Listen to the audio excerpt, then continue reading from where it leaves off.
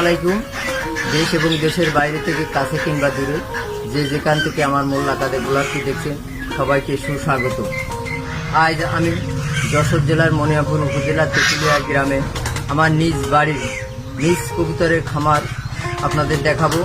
আমার কতটা কবুতর আছে, কতটা কবুতর নিয়ে শুরু করছিলাম, বর্তমানে কতটা আছে, কবুতরে কেমন বাচ্চা দিচ্ছে, রোগ ব্যাধি হচ্ছে কি হচ্ছে না, সকল বিষয় আপনাদের সঙ্গে শেয়ার করব। এখন আমি কবুতরকে সকালে খেতে দিব। আমি কবুতরগুলো ছাড়ছি।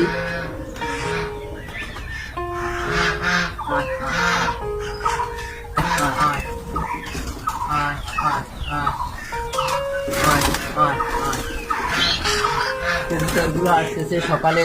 আমরা সকালবেলায় সাধারণত ধান খেতে দিই এবং দুপুরে দিয়ে হয়েছে ভুট্টা, গম, মুসুরি, সরিষা মিক্স করে খাবারগুলা দিয়ে থাকি।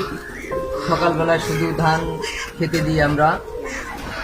আমাদের কবুতরগুলা খুবই তরতাজা সবল আছে, কারণ আমাদের কবুতরগুলা আমরা সাধারণত দেখতেন বদ্ধ খাঁচার ভিতরে আমরা পালন করি।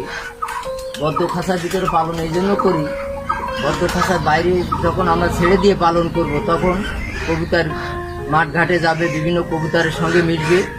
বিভিন্ন কবুতরের যখন মিশবে তখন তাদের অসুখ বিসুখ বেশি হয়, কারণ অনেক বাইরের কবুতর থাকে, তবে সেই কবুতরগুলায় অসুখ থাকে। তখন তাদের সঙ্গে বেড়ানোর পরে সে সমস্ত কবুতরও আসে নিজ খামারে, তখন সেগুলায় বেশি সমস্যা হয়, অসুখ বিসুখ হয়। আর বদ্ধ খাঁচার ভিতরে পুষলে একটা সমস্যা হয়। সমস্যাটা হলো বদ্ধ খাঁচার ভিতরে আপনার কবুতরগুলা খরচ বেশি।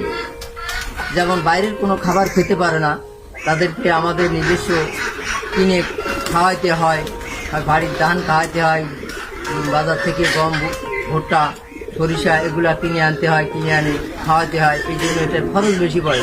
খরচ বেশি পড়লেও একদিক থেকে লাভ হয়, সেটা হয়েছে আপনার তাদের অসুখ বিসুখ কম হয় এবং নিয়মিত খাবার দিলে আপনার বাচ্চাও বেশি দেয়, ডিম বাচ্চা বেশি হয়, সব দিকে বেশি হয়। তা আমাদের এখানে